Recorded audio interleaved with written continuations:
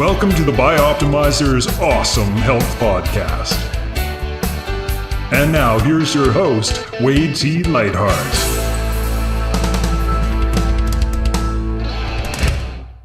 What is Awesome Health? It's actually an acronym that stands for air, water, exercise, sunshine, optimizers, mental beliefs and attitudes, and education.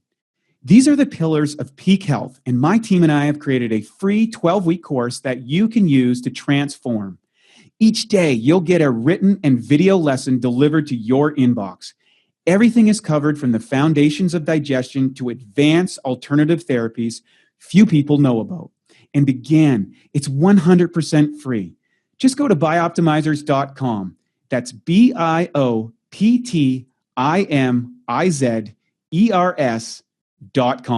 Good morning, good afternoon, and good evening. This is Wade T. Lightheart from Bioptimizers with another edition of the Awesome Health Podcast. And today we're going to talk about something that's really prevalent in society, but people actually don't know much about it, and that's tinnitus. In fact, recently I had a close friend of mine who is currently suffering from tinnitus, and my grandmother suffered from it, and there was not a lot of awareness about what it is, how to treat it, what's going on there, and these type of things. And I've been curious about it for a long time. And, I wanted to lean into it this year. And the good news is we found Dr. Ben Thompson, who is an audiologist and tinnitus expert. He received his Doctor of Audiology degree in 2018. He completed his residency at the University of California at San Francisco and is a past board member of the California Academy of Audiology. He received a certificate of competence in tinnitus retraining therapy from Dr. Paul Jastroboff, hopefully I got that right, the founder of TRT in 2021. Now, Ben has founded Treble Health, good name there, formerly known as Pure Tinnitus in 2020, and he joins us from Miami. Ben, welcome to the show. Thank you, Wade. So glad to be here. Okay, so before we dive into the tinnitus topic, I always like a little bit of backstory from our individuals. What got you into audiology? Like, what was the passion behind that led you to develop a career in that field?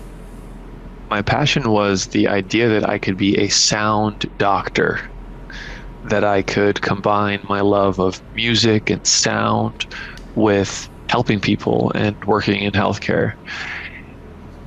The kinds of people that struggle with issues related to hearing are really nice people. They're very grateful when they can hear better or when their tinnitus can be reduced and they feel like they have their life back. So that's what I've learned, is that our hearing connects us to our loved ones, communication. That's our strength as a human species. And if we can't hear well, or if we have annoying, bothersome sounds in our head, being able to fix that for people or improve that is an awesome opportunity. So that's what got me into it originally. Fascinating. Sound and music is a big part of so much of the fabric of society and life. And, I always suggest people, if you don't think it's important, go watch a movie without the sound and you'll see how much emotion and energy. So there's a richness within this vibratory realm, which is captured by our ear. Also, one of the things that seems to happen to people is a generally accepted aspect of aging. And of course, some of that's been accelerated by, lifestyle choices, etc. And then we have things like tinnitus, for example, which is very common, or certainly common amongst people as they get older. How do you see a healthy way to approach your audio health as we go through the aging process? What are some do's and don'ts, or things to consider moving forward that would be good best practices? And then we can kind of dive into the tinnitus element, which I think there's going to be a lot of interest in specifically. But let's start with the basics for someone who maybe doesn't suffer from tinnitus but would like to preventively avoid something like that happening in the future. And then maybe you can kind of also explain, I'm asking a lot of questions, what tinnitus is and how it impacts people and what they can do about it. So let's start with good health practices for audio health. Yes, hearing 101, how to keep your ears healthy. First step is recognize what can cause hearing loss or hearing damage and try to prevent that. That is going to be loud noise. So if you have hobbies like playing music, going to the front row of concerts, shooting guns, if you work around loud noise, construction, ambulance, fire department, police, military, or any other loud job, you should be protecting your hearing. And that's mostly it, Wade. Other than that, the ears, the ear canals are always open. We close our eyes, we sleep, but we don't close our ears. They just keep working for us continuously. Loud noise can damage the ears, but otherwise, I don't recommend supplements or any kind of food or exercises for the ears. In terms of tinnitus, which is often related to a hearing loss, but not always, tinnitus can be caused by stress. And I often say tinnitus, Wade, tomato. Many doctors say tinnitus, so you'll hear me saying that as well. Is that the proper pronunciation, tinnitus? The proper pronunciation is tinnitus, and people hear that. I never knew that. Thank you for. I didn't either when I started, and I almost think that it's cruel to just take what the population is pronouncing it as a majority and then say, no, you're wrong. Actually, it should be this. But that's not the battle that I'm fighting. Tinnitus, I typically say tinnitus. The way to prevent that is preventing hearing loss, managing your stress, keeping your nervous system in a healthy state. Stress can often cause tinnitus. So, relationship stress, financial stress, psychological, changes in your life, starting retirement, anything in that regard can put your nervous system in this kind of fight or flight state, and a low tinnitus sound can be amplified into a bothersome, really life-changing sound. So there you go. Happy to get into tinnitus or hearing more. I'll get onto that in a second. You mentioned something about our eyes, we can close, and these other sensory aspects. Years ago, when I began a meditation practice, one of the meditation practices that I have involves closing off the nose, the mouth, of course the eyes are closed, and then pushing on this part of the ear and creating that. And when you do it, oftentimes you can internalize some interesting sounds, and there's some meditation practices around it. And when you talk about tinnitus, however you like to say that, and you're relating to stress as, if I heard you correctly, is one of the contributing factors that lead to this condition, or a stress response, I guess, in the body. Does that indicate to me that this is somehow connected to our brains in a way that people maybe never considered? Like, for example, when you hear a beautiful singer or the right chord of music, we have that response in the body where the hair stands up. I forget the actual terminology, but there is a neurological element that happens without your conscious intervention, right? So we know that there is some aspect to the sound aspect that is directly activating into our nervous system response before we think about it. And you're saying here, well, stress or overthinking is communication. Is that another indication? Like, maybe you can kind of break this connection to our brain and our ears down? I would love to.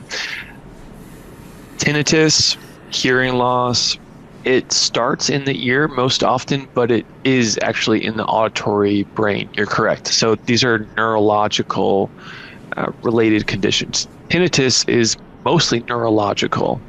Hearing loss is mostly in the cochlea, the hearing organ. How you should think about that is that, okay, part of tinnitus is not permanent. So hearing loss for most people Wade, is set in stone. So if your parent has hearing loss and you get a hearing test at the audiologist, like myself, you go to the clinic and you assess the hearing, we typically counsel the patient and say, hey, this is permanent. Unfortunately, this isn't getting better. So we need to manage this, and we need to treat this with, hearing loss treatment, but we can't get to the root cause of reversing it. Mm-hmm. Tinnitus, on the other hand, can reverse and it can reduce. So because tinnitus is mostly neurological, the brain has the ability to change neuroplasticity. Definitely one of the biggest findings in the neuroscience world in our recent generations is that the brain can change and adapt through neuroplasticity at any age. It wasn't that long ago that people thought, older brains don't really have the ability to change. But we know they do. And with tinnitus, we're using that neuroplasticity mechanism. Just as a sidebar to that, I've referred to it many times on the show. My wife is taking a PhD in psychology, particularly with an emphasis on neurofeedback. And our executive team has been participating. We've created a neurofeedback intensive training. So we're taking the scans of the brains and looking at elements and being able to improve neurological connections. And one of the sidebars, we've been doing this for about 10 years now. We went to a variety of clinics of various experts, and then we kind of condensed and got our own expert to facilitate a very intensive process. Where I'm getting to on this is important about confirming what you talked about, neuroplasticity, the development of new skills, abilities, the recovery from defective ones. Particularly on auditory, I had a unique experience. So one, I did pick up some extra sensory stuff from some of the trainings that I had done, improved sense of smell, awareness, other things like that were in the other senses. But one of the tracking elements that I noticed we were able to determine in my brain is that one ear was hearing faster than the other. In other words, my left side of my brain was getting the information faster in my right brain. And what was interesting, when I would listen to YouTube videos or podcast interviews, I like to listen at a speed up. And I could listen to them at 1.5 speed, but when I moved to 2, my brain couldn't pick up the transition fast enough. And with a lot of the neurofeedback training that we were able to do, I was able to correct that and then move to a 2-time speed, which was really interesting because that was literally optimizing the neurological aspects inside of the brain. It wasn't dealing with damage to the ear, it was doing this processing. And so with tinnitus, is it what is the specifics in the processing element that's being jumbled up, and how is that being experienced by the individual? Great question. So the tinnitus center is in the auditory brain, which is a subconscious brain. So I can't go into a patient's brain and turn down the volume knob directly, but there are these indirect pathways that we often elicit to get a response. The mechanism for how things went wrong. So in a normal system, because if I asked you, hey, do you have the same hearing you did compared to 30 years ago? You say, no, probably not. Mm-hmm. Everyone has this change of hearing over the decades that they live. And that can create this very light phantom noise or this brain buzz in the auditory brain.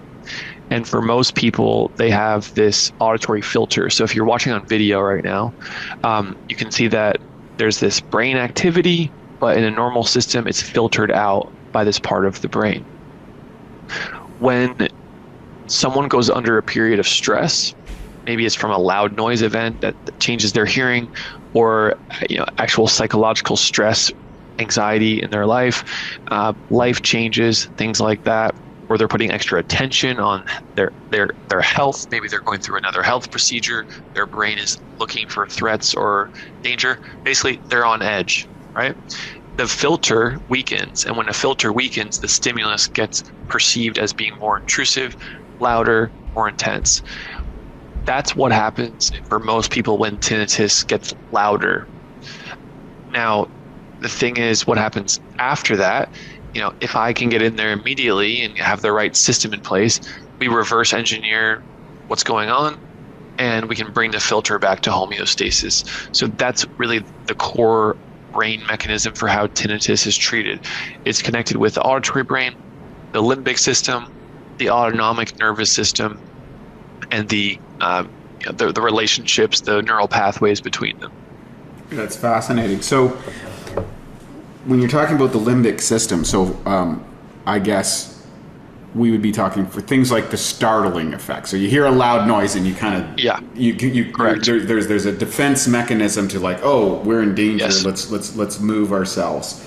Yes. And how does that relate particularly on the stress response? Because is the stress response diminishing that response, like where the tinnitus is making those noises less cumbersome, or is it increasing the intensity of those things because it's just an overlying, like how does that mechanism work? Yeah, so I think if someone has bothersome tinnitus, they're more on edge, especially related to noise.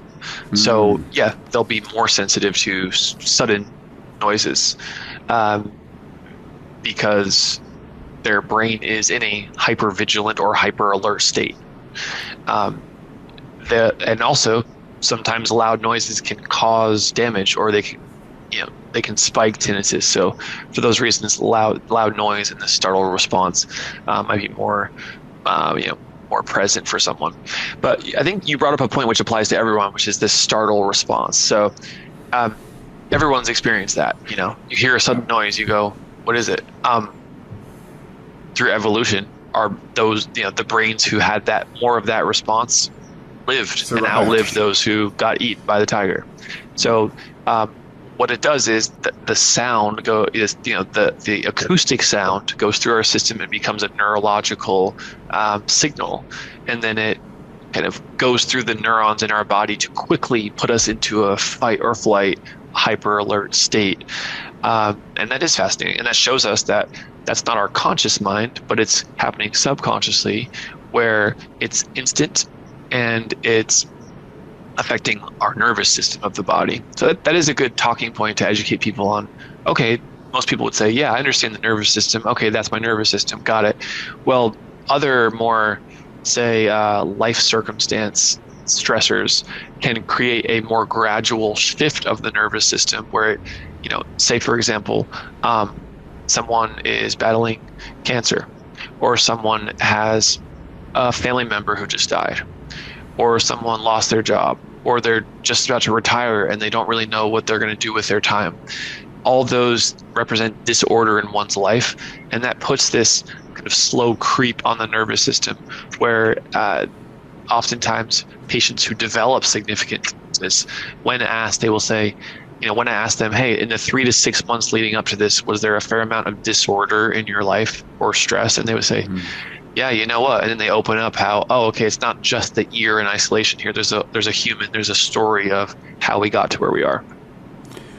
It's fascinating. So you talked about the auditory side. So what are the steps? Let's say someone has gotten tinnitus to a certain degree or are experiencing it.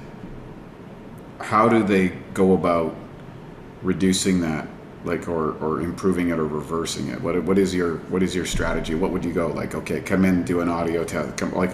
Break us down, walk us through the steps of what someone should do or what they need to do if they want to address this in their lives. Because just so many people go to their GP and they don't know. Yes.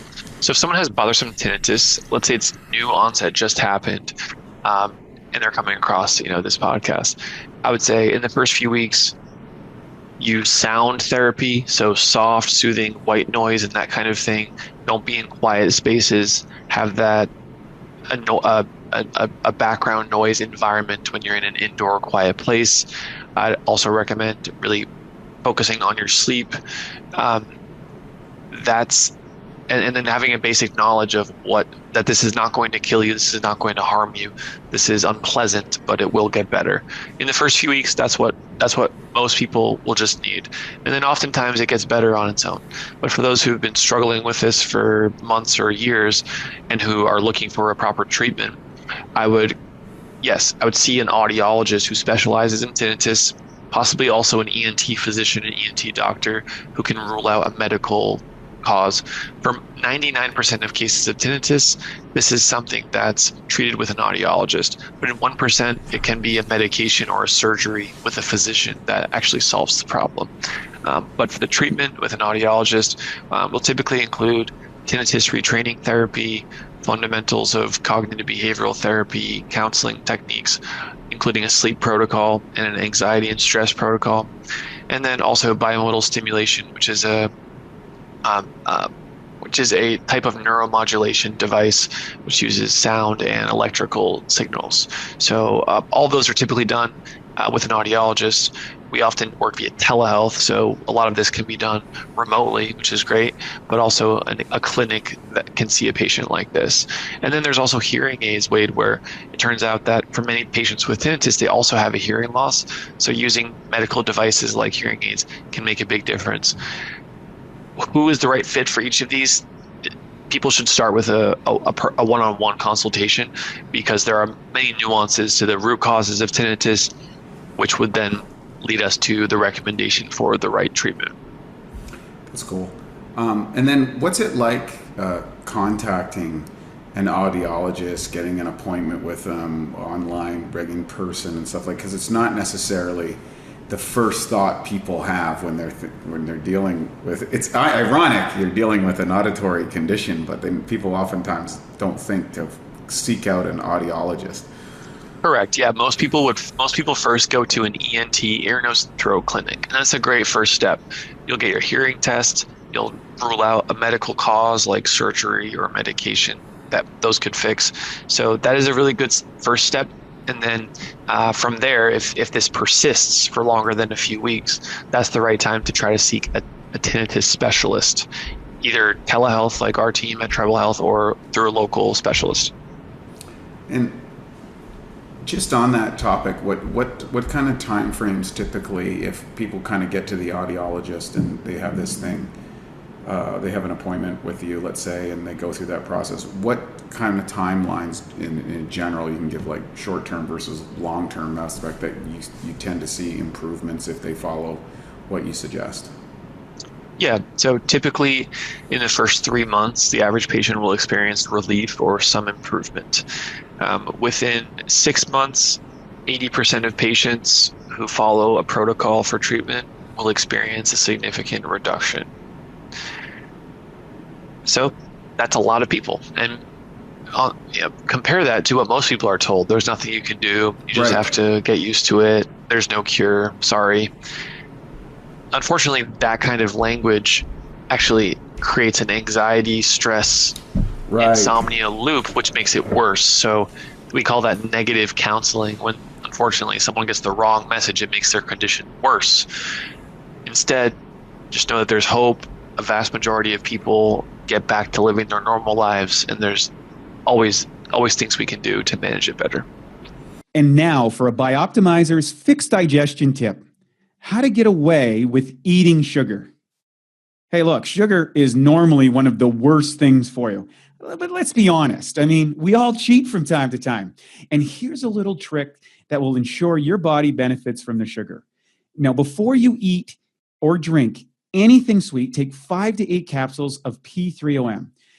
The patented strain in the formula devours sugar so fast it literally doubles in the body every 20 minutes in the presence of sugar. That doesn't mean that you can or you should eat a bunch of sugar or sit around all day doing that. But on the days that you do cheat, or you go after one of those maybe meals that you wouldn't normally do, this ensures that you get something in your gut that eats the sugar. And it's not going to feed the bad guys or spike your blood glucose nearly as much. So to learn more about P3OM and its sugar-devouring and protein-digesting properties and how it can transform your gut and metabolism, go to www.bioptimizers.com. You touched on one subject really briefly, and that is hearing aids, and I'm seeing an explosion. One of my friends hasn't had hearing aids, or very poor hearing aids, used hearing aids all his life, and I was talking to him the other day, and he was talking about these new hearing aids that he has, which he says are just absolutely phenomenal of what it's done to his quality of life. What do you see as an audiologist around hearing aids for people who are losing hearing? And, what's your suggestion of where we are in the world of, hearing better as, we might lose a little bit on our own? I think we're in an exciting time where there's AI inside hearing aids that's processing sound in a way that lets people hear the clearest that they've ever heard with hearing aids. Hearing aids are stigmatized. We think of our grandparents with these big hearing aids, or the senior elderly person. That's really not the case. I can show you hearing devices today that you'd think, first of all, I can barely even see that. I didn't know someone was wearing it. And second, that looks like a Bluetooth device. They connect to smartphones. You can listen to podcasts and take phone calls with them. There's savvy apps. So it's important to highlight the reasons we would even consider hearing loss treatment, and that's to hear our spouse better, to not have so many moments where we're saying, what'd you say? Or spending cognitive effort to try to hear people. That has a toll on the brain. So there's been research that shows for certain people who, let's say they have a family history of cognitive decline or dementia, Alzheimer's, using hearing aids when someone has a hearing loss is one of the top things someone can do to slow down the rate or prevent further cognitive decline. That's huge, really. The list there is like, don't smoke, exercise, eat well, hearing aids. So I would say that's underappreciated and not spoken so much, in the common world about the importance of that for our brains. And I'm really glad that your friend had that experience. I think that is the message that needs to be shared. He's not saying, "Oh yeah, I have to wear these things." He's saying, "Wow, they really helped me." It's true. Yeah, it's funny too because he's a very spiritually oriented person, and he says sometimes I just take my hearing aids out because I just want to be in the silence. I enjoyed the silence. But he said it's certainly improved his quality of life, and especially with his relationship, that he's not, asking or having to lip read and stuff like that. And, oftentimes, how do you get around the stigma? I think a lot of people have what I'd call audio treatment resistance syndrome. But it's not a medical diagnosis. I just came up with it. I'm going to take that from you. Yeah, because it's kind of like... Hello, Ms. Smith. Clearly you're dealing with something that's quite common. It's audio treatment resistance syndrome. Yeah. Coined by Wade Lightheart, January 2026. But he developed this 3-step method for how to get over it. Yeah, with the help of Ben Thompson. So Ben, what is the 3-step to, let's say you have a person in your life, an older person, oftentimes this is the case, who is struggling with hearing. They're completely defiant that they are struggling from hearing. It's again a psychological thing, and again there is a stress created with both the partners and the individual themselves, or they see it as a detriment of aging. Any suggestions for people on that side of the equation of what you can do to kind of advocate for their auditory health? Because pretty much everybody that actually gets past the resistance is like, why did I have this resistance? It doesn't make any sense. The quality of life goes up so much. Yeah. I would say first that if someone is concerned about the visibility of it, they don't want to look old, they don't want to feel old. There are some hearing aids that are actually 100% invisible. They go deep in your ear canal, but most hearing aids today are practically invisible, where you can't see them unless you're looking really close to someone's side of the ear or behind their ear. So that helps, because I think that really is the main reason people don't even explore it, is I don't want to feel old, I don't want to look old. Mm-hmm. All right. The next piece of advice is you don't know what you're missing, because your hearing has gradually lost its sense over 10, 20 years. So, people lose weight and they look in the mirror. Sorry, people gain weight, but they look in the mirror one day and they go, oh my gosh, I've gained weight. Like, you didn't gain weight today. It's happened slowly, gradually within your mind, noticed a problem. With hearing, it's such a gradual difference that it's common for people to say, I don't have a hearing loss. I can hear just fine. Yeah. So we simply just don't know what we're missing, and that's normal. So go get it checked. Maybe you don't have a hearing loss. Let's find out. Yeah, perfect. And then the third piece would be there's risk-free trials of these devices. So for someone who is, I don't want to buy it. I don't know if it'll work. I don't know if it'll work for me. I don't know if I'll like it. You can try it. So it ranges between 30 and 45 days in each state where you can try hearing aids risk-free. And if it didn't work for whatever reason, you could return it. Okay, one final question before we wrap up and get to your all your connection points. And that is the great auditory debate that I see raging across social media. The use of headphones, AirPods, all the various in-ear devices, the external ones, individual electromagnetic stuff affecting the brain. Any suggestions around the validity or falsity of any of those elements, or some basic elements around the use of, things like earpods, or like all these different in-ear devices, etc. There's a whole lot of information out there, but I don't know the validity of it. Yeah. So there's two types of waveforms from AirPods or headphones. One is the acoustic sound. Can that damage my hearing? Is this generation with AirPods going to be deaf? There's that question. Then there's the question of the electromagnetic radiation and exposure that will having AirPods or my phone create some level of effect on my brain, or will it cause cancer? That's another question. I'm qualified to answer the first question. Right. If your volume levels are within a healthy range, so most phones these days have a limit where if you listen to sound so loud on your phone for so long with headphones, they'll give you a warning and they'll say, hey, that might be too loud. So we know that 85 decibels or more should only be listened to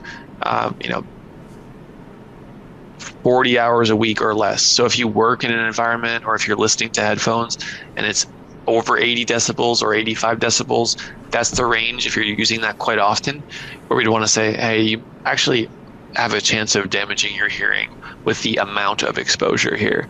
The second question with the electromagnetic stuff, I searched it. I asked the AIs the other day, because I was curious myself too, of hey, is this safe?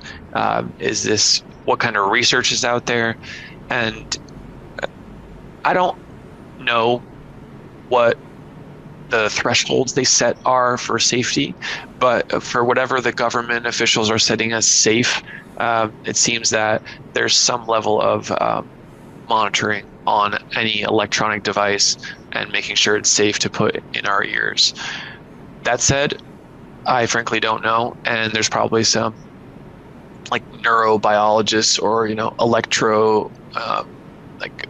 some pretty hardcore scientists who are into that kind of stuff that probably do have a good answer. And I would encourage people to listen to some other podcasts on it, or talk to the AIs about it. Like do your research and come to your own conclusion, as is usually the best advice with any health condition.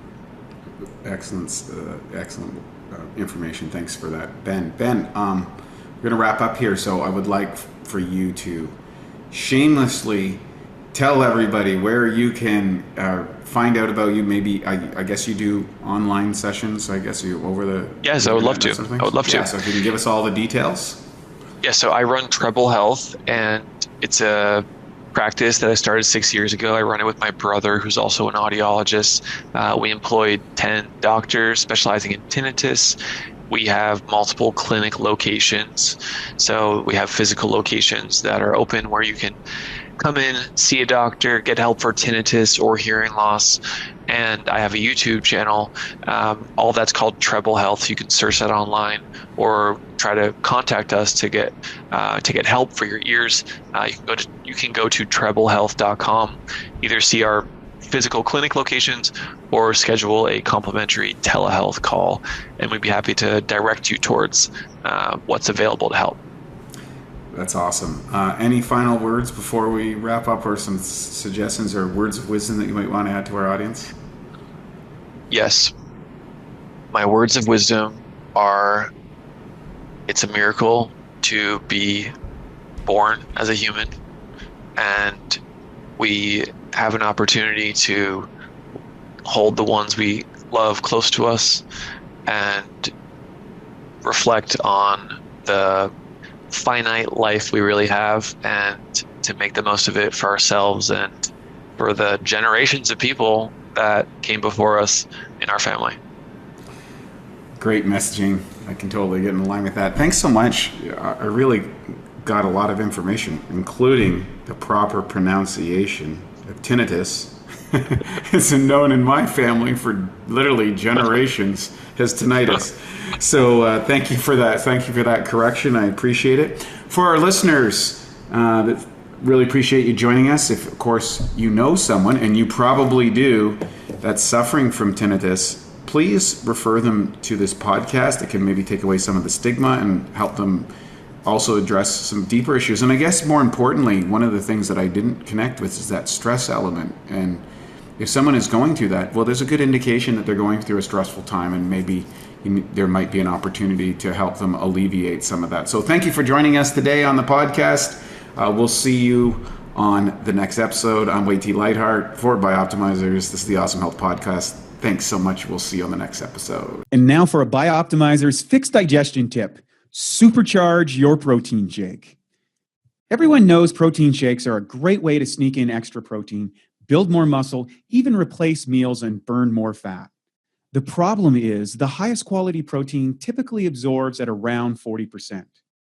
One way to fix this and dramatically increase how quickly and effective your protein shake digests is to add 2 to 3 capsules of Masszymes into your shake.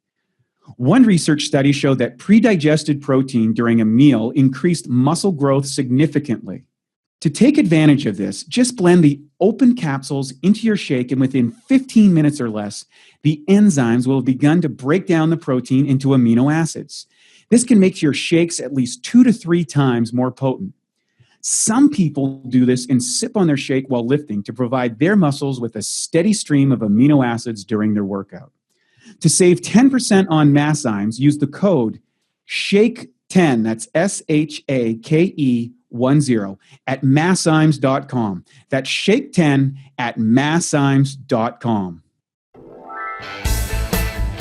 Thank you for listening to the Bioptimizers Awesome Health Podcast. You can find more information at bioptimizers.com.